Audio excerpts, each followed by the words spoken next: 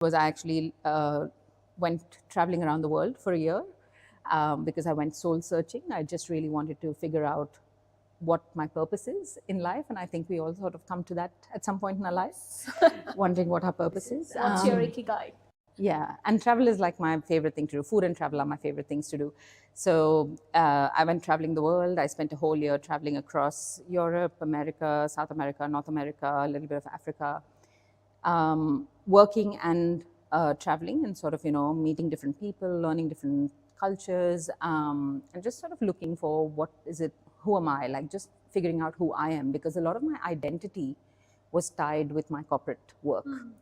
And so when I came back from that travel, and luckily I still had my job, like I could take my job while I was traveling. And then I came back from my travels, and then it still wouldn't go. I was still unhappy. I was, I thought, okay, maybe it's Melbourne. So I went traveling. I came back. Melbourne was fine, but my work was still not making me happy. And so I was like, okay, so maybe it is work, and I need to do something about it. And so in 2019, I decided to take a career break and go learn entrepreneurship, because although I come from an entrepreneurial family, for me, it was really the journey to becoming an entrepreneur in Australia, because I didn't know how to be an entrepreneur in Australia.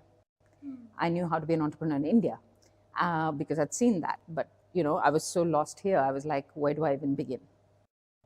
So I took the safe route, and I did a master's in entrepreneurship at the University of Melbourne, which was, and the promise of that degree was that you'll have a business, a startup by the end of the course. And so the toss-up was between an executive MBA or doing this. And then I was like, I'm going to go do this.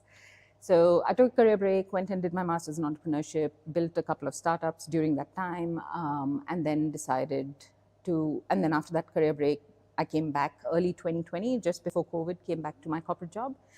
And within a week, I was like, I've outgrown this.